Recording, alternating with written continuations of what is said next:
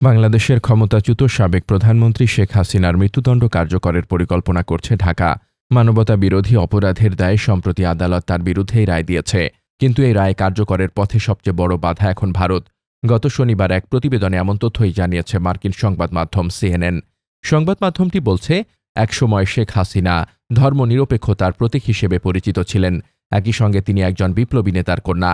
1970-এর দশকে বাবা নৃশংস হত্যাকাণ্ডই তার রাজনৈতিক উত্থানের পথ খুলে দিয়েছিল। কিন্তু বাংলাদেশের রাজনীতিতে শীর্ষে ওঠা শেখ হাসিনার সেই উত্থানের পর এসেছে নাটকীয় পতন। আর তা ছাত্র জনতার গণ আন্দোলনের মুখে, ক্ষমতাচ্যুতি এবং শেষ পর্যন্ত পালিয়ে ভারতে আত্মগোপন। এখন তার অনুপস্থিতিতে দেওয়া মৃত্যুদণ্ড কার্যকর করতে পারে যদি ভারত তাকে ফেরত পাঠানোর সিদ্ধান্ত নেয়। 2024 সালে ছাত্র জনতার আন্দোলন দমনে মানবতাবিরোধী অপরাধের দায়ে দোষী সাব্যস্ত হন তিনি। আন্দোলনটি শেষ পর্যন্ত তার সরকারের পতন ঘটায়। এরপর 15 বছরের ক্রমবর্ধমান স্বৈরশাসনের পর গত বছরের আগস্টে তিনি ভারতে পালিয়ে যান এবং একসময়ের ঘনিষ্ঠ মিত্র দেশের রাজধানীতে আশ্রয় নেন। হাসিনার রাজনৈতিক যাত্রা শেক্সপিয়ারের ট্র্যাজেডির মতোই, মর্মান্তিক ঘটনা, নির্বাসন ও ক্ষমতার লড়াই, আর এর সবই বাংলাদেশের ইতিহাসের সঙ্গে জড়িত।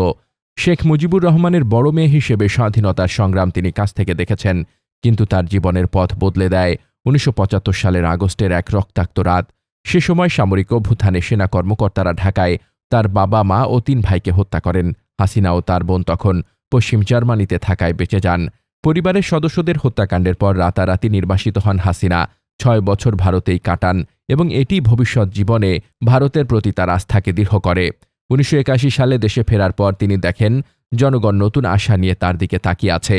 অন্যদিকে রাজনীতিতে প্রবেশ করেন আর এক ট্র্যাজিক চরিত্র খালেদা জিয়া।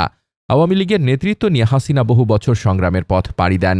গৃহবন্দী, দমনপীড়ন আর রাজনৈতিক প্রতিদ্বন্দ্বিতার মধ্য দিয়েই এই পথ পাড়ি দিয়েছিলেন তিনি। 1996 সালে তার দল নির্বাচন জিততে তিনি প্রথমবার প্রধানমন্ত্রী হন। দায়িত্ব পেয়েই তিনি 1975 সালের হত্যাকাণ্ডের বিচার শুরু করেন। তবে ধর্মনিরপেক্ষ মুসলিম হাসিনা এক মেয়াদ শেষেই ক্ষমতা হারান।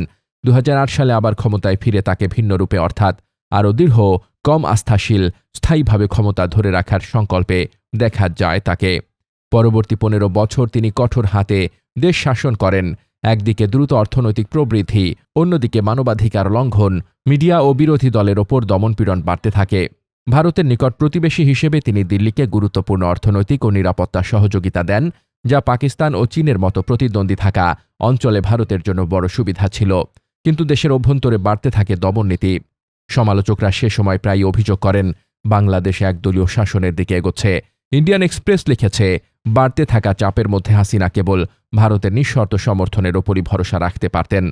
যদিও বহু আন্দোলন ও হত্যা চেষ্টার মধ্যেও হাসিনার ক্ষমতা টলেনি, কিন্তু গত বছরের শিক্ষার্থী আন্দোলন ছিল অন্যরকম।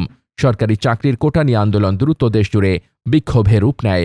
সরকারের কঠোর দমনপীড়নে জাতিসংঘের হিসাব মতে 1400 মানুষ নিহত হয়।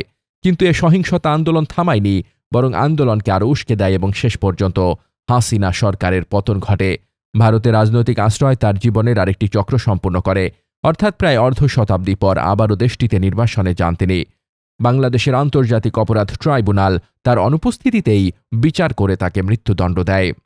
হাসিনার বিরুদ্ধে অভিযোগ ছিল বিক্ষোভকারীদের হত্যা করতে উস্কানি দেওয়া, বিক্ষোভকারীদের ফাঁসির আদেশ দেওয়া এবং ড্রোন, অস্ত্র, হেলিকপ্টার দিয়ে আন্দোলনে দমনপীড়নের নির্দেশ।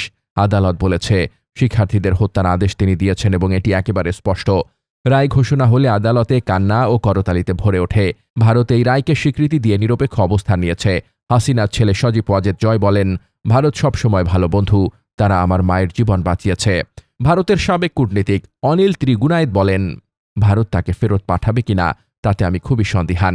ভারতের আইন ও বাংলাদেশ ভারত প্রত্যর্পণ চুক্তি অনুযায়ী রাজনৈতিক অপরাধে কাউকে ফেরত না পাঠানো যায়, আর ভারত সম্ভবত সেই যুক্তি ধরতে পারে।